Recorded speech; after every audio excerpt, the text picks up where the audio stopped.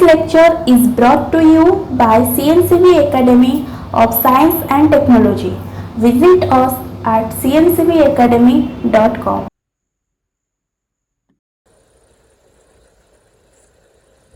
This is the second part of the series titled Theory and Techniques in Quantum Computation. I am Devashish Sanyal from the Department of Physics. In the first part we discussed why we need quantum computation.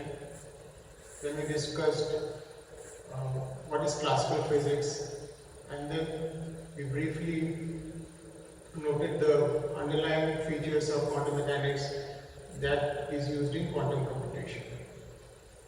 So in today's lecture we are going to discuss some basic mathematics which we are going to use in quantum mechanics, and then we are going to start quantum physics. So let's get started. So first is complex numbers.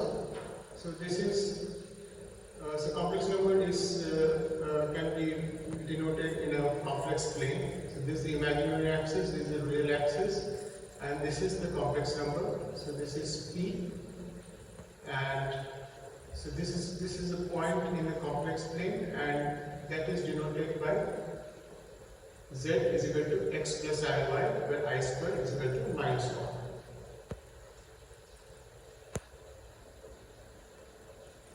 And there is another way of writing the complex number. I can write Z as R exponential I theta, where R is called the modulus, and it is denoted by x square plus y square, and theta is the argument or the phase. So we can go back and see. So this is my R. So this is the modulus of the complex number, and this is theta. This is the phase or the argument of the complex number. This is another way of writing the complex number.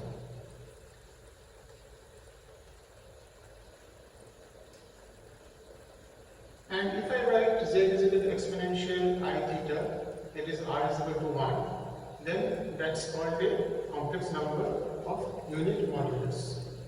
That is, its magnitude, its modulus is 1, so we say it's complex number of unit modulus. And this exponential I theta can be written as cos theta plus I sin theta. So this is an identity, and it can be easily proven. We are not going to prove this. So exponentiality is cos theta plus I sin theta.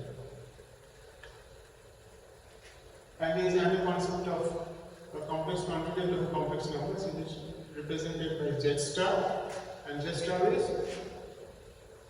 R exponential minus I theta. So if your Z is this, then you just replace I by minus I, and you get the Z star, and that is x minus I bar.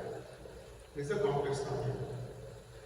So these things we all know, but just to review. Next we go to the concept of vector and a matrix.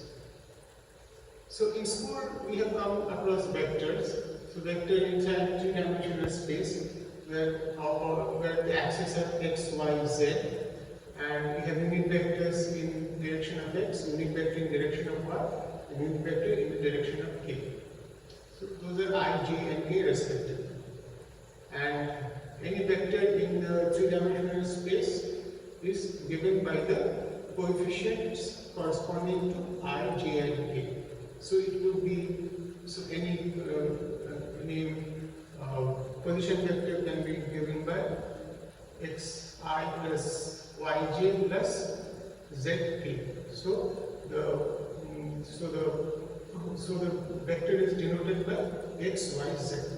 Similarly, we will define vector in a more general way. So it's not, the vector does not only exist in three-dimensional space, it can be a lower dimensional space, and vector can also exist in a higher dimensional space, and those spaces can be complicated. Complicated in what sense?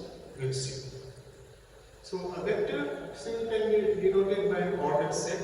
x1, x2, xn is a vector. I can write the vector in a column form. So I can write this vector as x1, x2, xn. So these are all the coefficients of a vector, and this x1 is coefficient along some particular basis. x2 is the coefficient corresponding to a particular basis. So xn is the coefficient corresponding to a particular basis. And we have a matrix also. So when we define vector, we have to define a matrix also. What is a matrix? Matrix we know is an element of entries in rows and in columns. But a matrix is more than that. Matrix is actually an operator in the vector space. So in three-dimensional space also you have matrix, and those matrices operate on the three-dimensional vector. So here this is a more general matrix. So this can be an n into n dimensional matrix, and the entries are here. So we have the entries. So we have so this one so these are the rows. So one corresponds to the row, this one row, and 2 corresponds to the second row, and so on and so forth. And here the second index corresponds to the column. So here it is column. So as we go from left to right, we are going across different columns, and as we go from say top to bottom, we are going across the different rows. So this is a general matrix where your A's, all these can be now complex numbers. When we are defining three-dimensional vectors, we did not have the concept of complex numbers, so everything was real. But here, these can be all complex numbers. Like here also, these can be all complex numbers. x1, x2, xn, they could be complex numbers.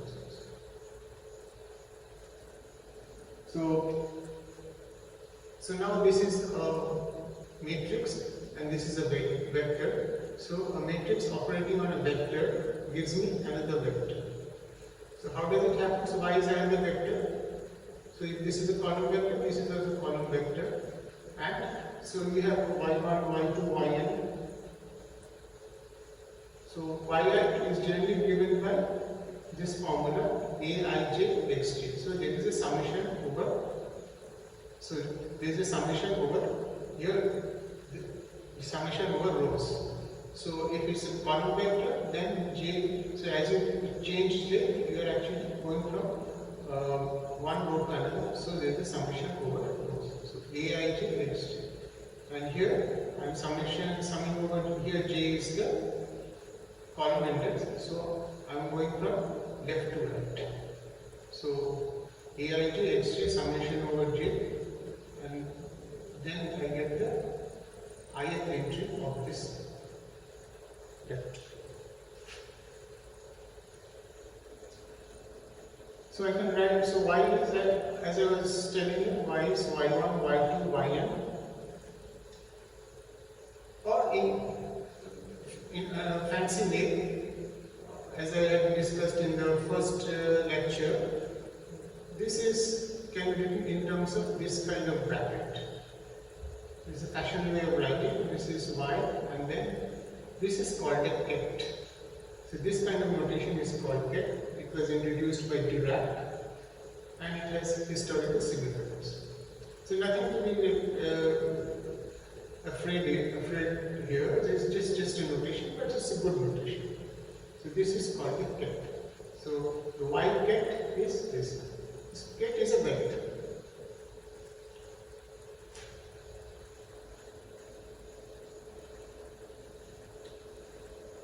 And so if you have two operators, so A and B are operators. So we saw that A is a matrix operates on a vector and changes it to another vector. So this is A is we say is an operator. So B is also a matrix and an operator. So these two operators, if they combine A and B, so this is a matrix multiplication. We get another operator which we define as C. So B is similarly defined as B11, B12, B1n, like this. And if I do so if I consider the matrix C, then its ijth element is defined as this. So from A I will take the ith row, and from B I will take the jth row, and then I am going to do the multiplication. So here this is the column, so I am going to sum over all the columns, and here this is the row. I am going to sum over all the rows. And if I do this operation, I will get the ijth entry of the matrix C. So this is my matrix, combined matrix. So this is my combined operator A into B. This is matrix multiplication. I get C. Many of you know this, but again I am just reviewing this stuff. Now there is standard operations on a matrix. So there is one operation which is called the transpose operation. So AT. This represents transpose. Transpose what it does?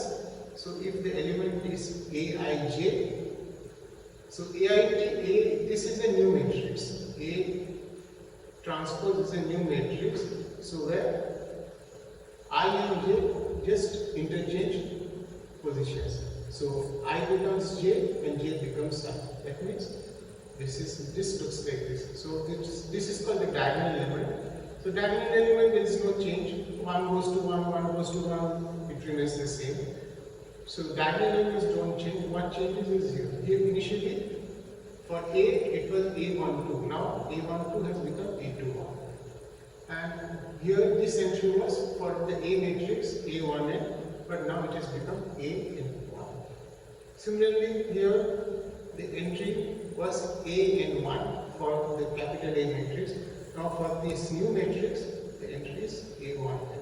So you can understand the operation. What is a transpose? So if a matrix has a transpose, a vector will also have a transpose. A similar operation, I going to J and J going to I. So if you do this X transpose, so this X matrix was a column vector. Now if you do the transpose, you can easily see that this becomes a row vector. So this one becomes X1, X2, Xn. So this is a row vector. So this is the transpose of a vector. And this another operation which is the adjoint of a matrix. So adjoint of a matrix is given by first you do the transpose and then you take the complex complement. This is in notation, this is given by a dagger symbol.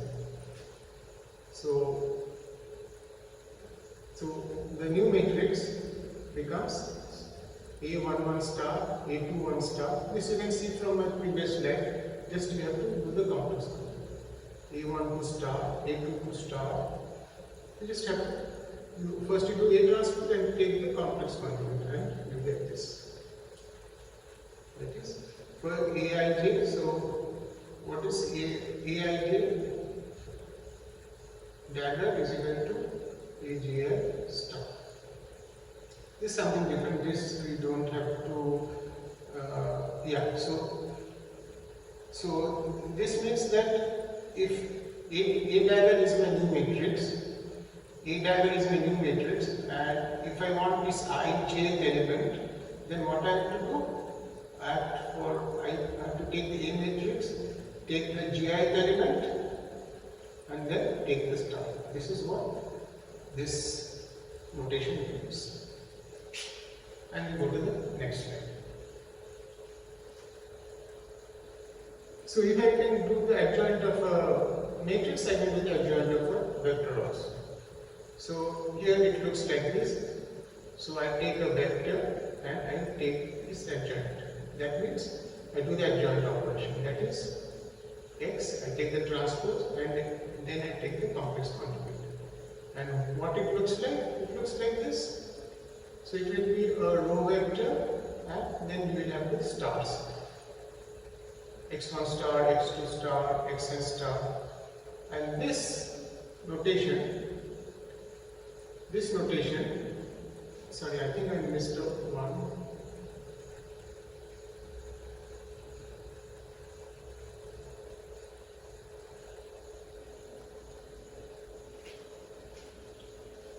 So this notation is called the bra. This notation is called the bra. So I can write this vector x staggered as bra vector. So this is bra, and then that was ket. So the idea is this is bra ket. So this is so the adjoint of a vector is given by this bra notation. And what you see is when you do this operation, if you have ket here and on the left hand side you have bra, this operation if you do, what you get is a scalar product. It's not a vector anymore, and scalar product means it's a number. It's not a vector. And let us see what it means. So if I take the x ket, and this is its bra version, and if you do the multiplication, matrix multiplication, what you get is x1 star x1, x2 star x2, xn star xn square root. So this has a particular significance. This is a real number in this case. So this is called the norm of a vector. So this is like the length of a vector. So this notation means the length of a vector. You take the scalar product, and then you take the square root. What you get is the length of a vector. Instead of x, so on the right hand side you can have x, on the left hand side you can have another vector y. In that case, it's not necessary. It will be a number, it will be a scalar, but it may not be a real number. It may be some kind of complex number also. In this particular case, it's assured to be a complex number. But if I use some other vector here, then this thing will become y1 star x1, y2 star x2, yn star xn, and that is not assured to be a real number. So this is called a scalar product. This kind of, when you have this kind of structure, that means immediately you understand that what we are getting is not a vector but a scalar product.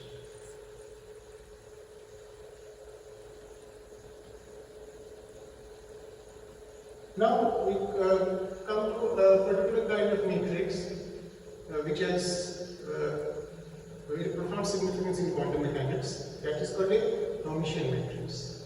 So what is the property of Hermitian matrix?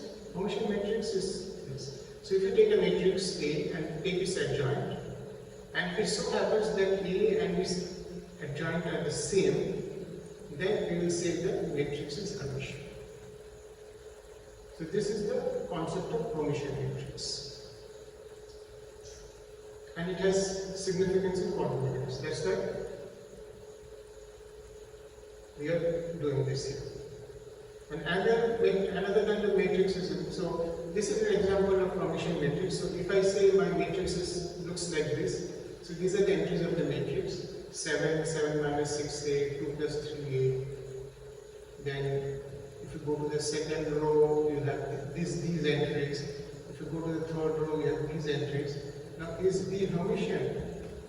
You can satisfy yourself that if you use the property, if you just take its adjoint, then you will see that B, adjoint of B is equal to B. This you can just do as homework, it's just 1 or 2 line solution, and you will see that B is actually Hermitian. Then we have another concept which is in the matrix, that is the unitary matrix. So unitary matrix is, if you take a matrix A and if you take its adjoint and if you do the matrix multiplication, then if you get something like an identity matrix, then we will say that this A is unitary matrix. And again, this matrix has significance in quantum mechanics, which we will see. And what is unitary matrix?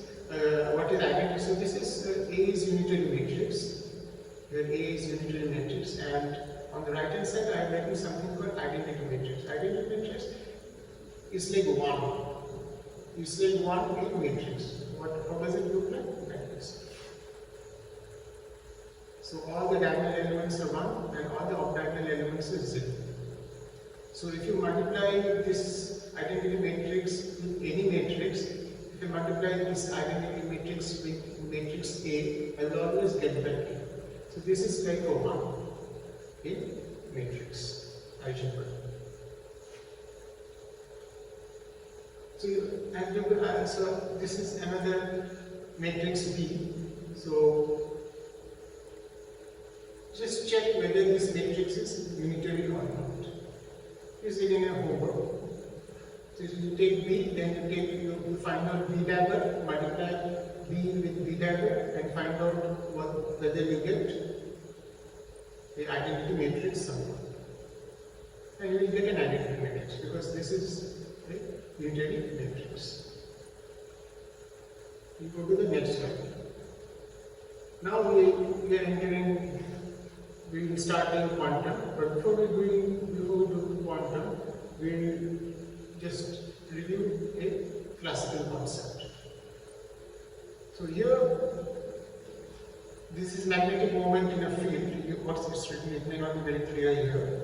So this is the magnetic field which is in this Z direction, and this is the magnetic moment. So in this field, the tendency of the moment will be to align with the field. Right? If it's free to rotate, then it will align with the field. And what is the energy of this configuration? If the magnetic field is like this and the moment is like this, the energy is minus mu dot P. The mu is a dipole moment. So this is the energy. So it tells us, so minus mu dot P tells us that if it's in this direction, this energy will be high, and if it's in this direction, this energy will be minimum. So if it rotates from this configuration to this configuration, what happens is that it has to lose energy. Otherwise, how will it rotate? So it will lose energy, so that energy is electromagnetic radiation. So when it rotates from this to this, it will emit radiation. And so what you see is that smaller the theta, smaller will be the emitted radiation. The maximum radiation will be when this magnetic moment is oriented opposite to the magnetic field. In that case, when it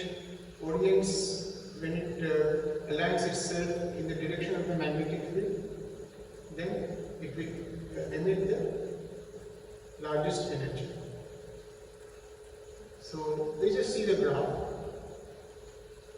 So greater the value of theta, greater will be the energy that will be released by the magnetic field in the form of electromagnetic radiation.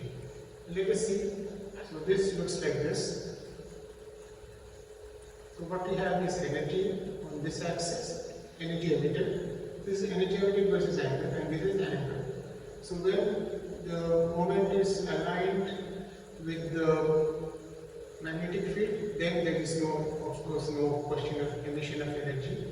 Then as the angle increases, the energy emitted increases till it reaches pi.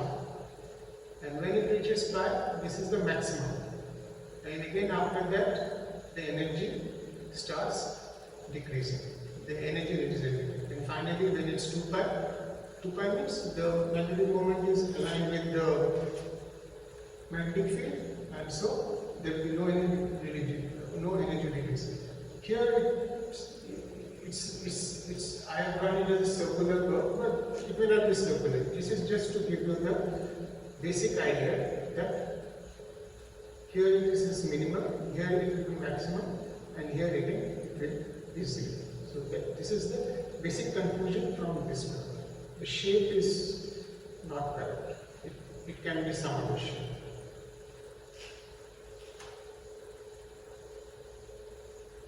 Now we start quantum. So before we start quantum, we will be dealing with electron. So let us make one thing clear. Electron has intrinsic spin. Electron is charged. Electron has intrinsic spin. And if it is spin, then it has magnetic moment. That is the takeaway. This intrinsic spin has nothing to do with its motion in space. This is like even if the electron is say static, it has a spin and it has a charge, so it has a magnetic moment.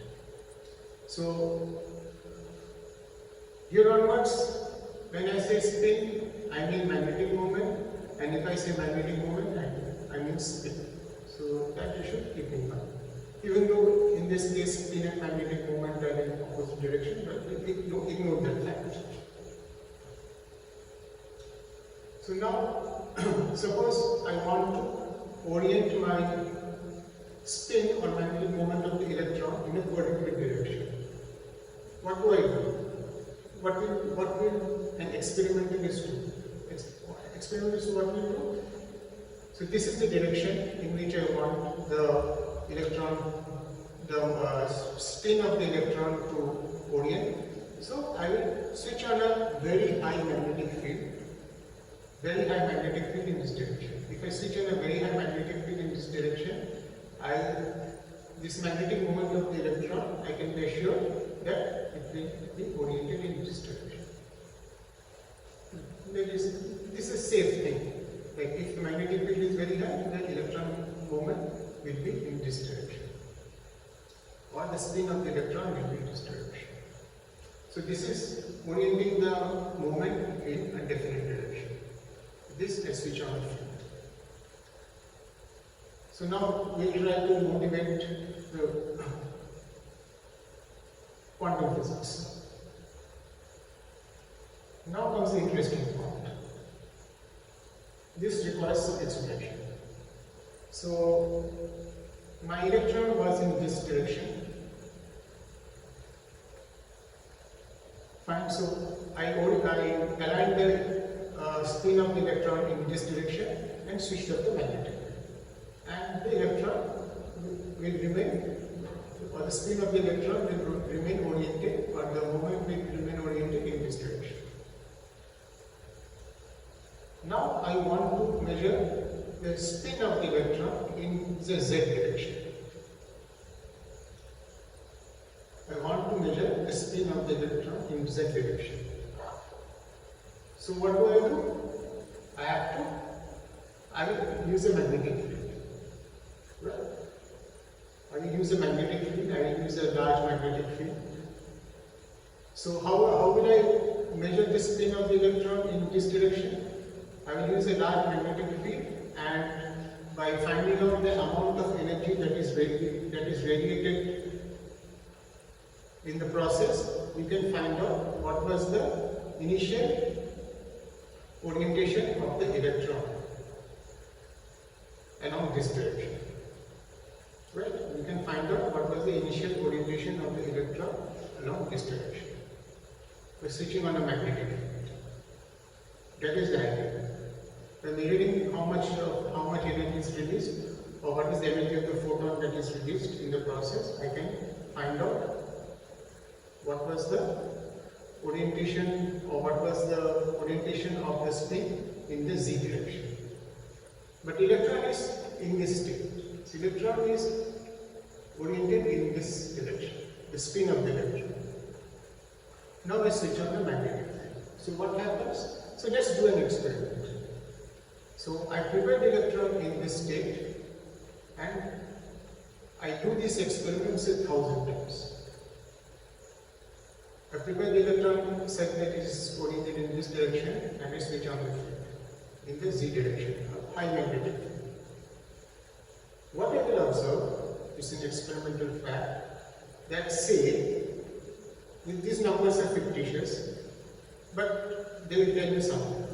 Say 600 times, what I see is that no energy is emitted in the process. Okay, so 600 times no energy is emitted in the process. So electron spin is this direction, I switch on the field in this direction, and no energy is emitted. 600 times. And 400 times you will see, say, an energy with a definite. So a photon with definite energy is released. So two cases. One, no energy, and one photon with a definite energy. So 600 times when I do the experiment 1000 times, 600 times what I am seeing is that there is no energy being emitted, and 400 times I am seeing a photon with a definite energy is being emitted. So when the no energy is emitted, my conclusion will be the electron is already oriented in this direction, or the spin of the electron is already oriented in this direction. That's why it's not emitting any photon, because it does not need any orientation. But in the other case, when the electron is emitting energy, that means it's not oriented in this direction, so it's also oriented in the opposite direction. So when it's oriented in opposite direction, it's emitting energy.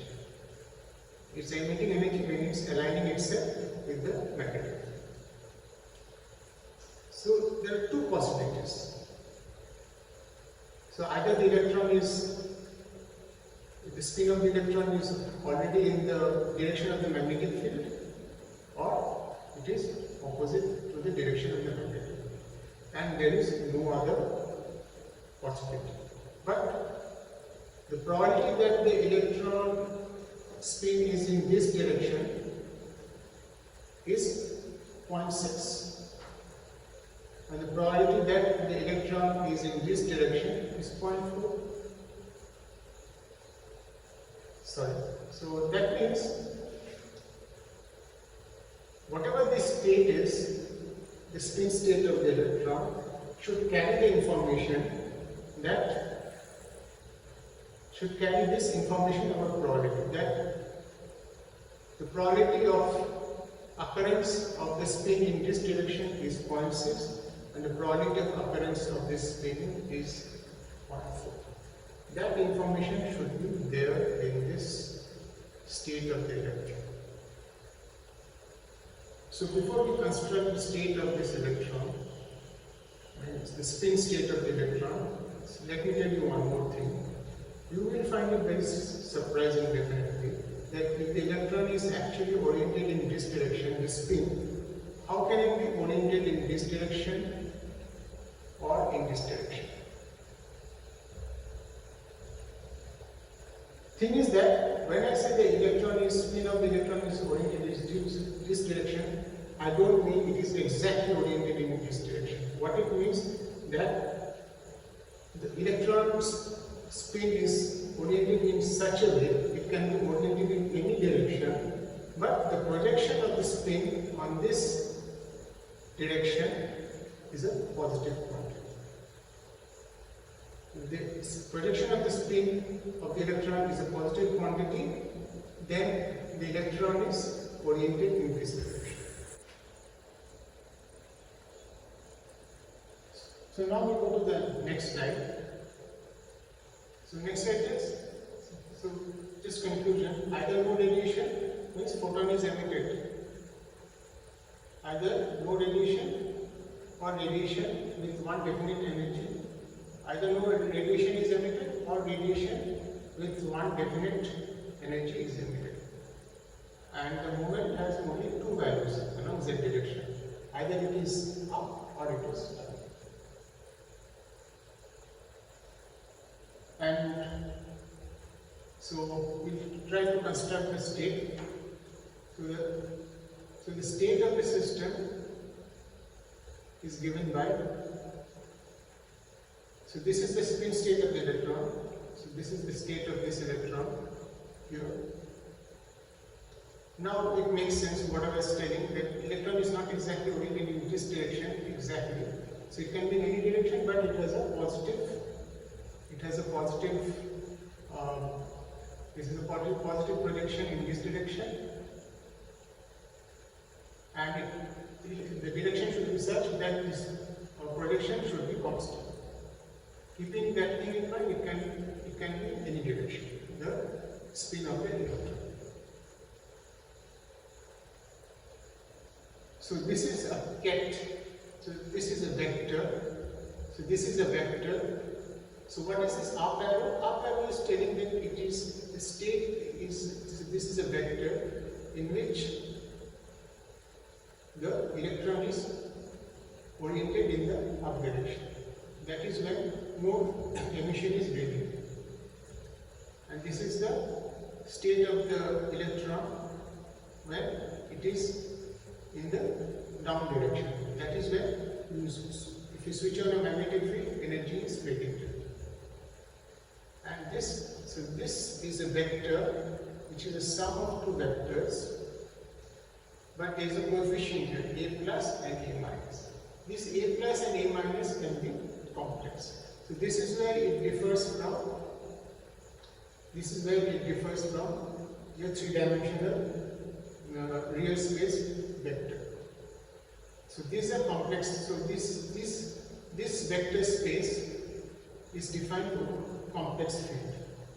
So this plus is, so this can be considered as a basis vector. This plus state and this minus state can be considered as a basis vector. So this is a two-dimensional complex vector space with coefficients a plus and a minus. And as I told you, it should have the information about the probability. So this a plus square is the probability of finding the electron in the plus state. In our case it was 0.6. So a plus square should be 0.6. And a minus square is the probability of finding the electron in the minus state. That is, in our case, a minus square should be 0.4. That means a plus square plus a minus square should be 1. This is because this is how we are defining the coefficients a plus. So the a plus can be complex, but a plus modulus square. So this is a plus into a plus star, and this is a minus into a minus star. So this is equal to 1. So this is a real number, this is a real number. But a plus and a minus could be complex numbers. So this is the sum of probabilities, and this state is defined by two numbers. And why they say two numbers? Actually this is a complex number, so a plus and a minus. So a plus is a complex number, is we have 2 degrees of freedom, and a minus we have 2 degrees of freedom. So two unknowns, there should be 4 unknowns. Why did I say it is defined by 2 numbers? I should have written 4 numbers. The reason is this. So I can write a as, so a plus can be written as r plus into e to the power I theta plus. It's a complex number. And a minus can be written as r minus into the power I theta minus. This is a complex number. Now this, I can take out I theta plus common. So this is the phase factor. This is magnitude 1. So I am take this thing out. So this thing has magnitude 1. This is only a phase factor. And what I have left inside is r plus, here I have r minus into I theta minus minus theta plus. I forgot this thing here. So this the down state should be here. So this I have forgot. So what is important here? So this is redundant. This is useless. This we will not care about. This is the overall factor whose magnitude is 1. So we will not care about this. What is important is r plus, r minus, and theta minus minus theta plus. So we have 3 quantities. So from 4 we are down to 3 quantities, but we have this constraint also. And once we have this constraint, it means that from 3 I am now down to 2. That's why I say we have. So this is, that state is defined by, so this state is defined by 2 numbers. This is not required. This has unique magnitude, and this is a phase. So this does not contribute to the physics. this is the part that contributes to the physics.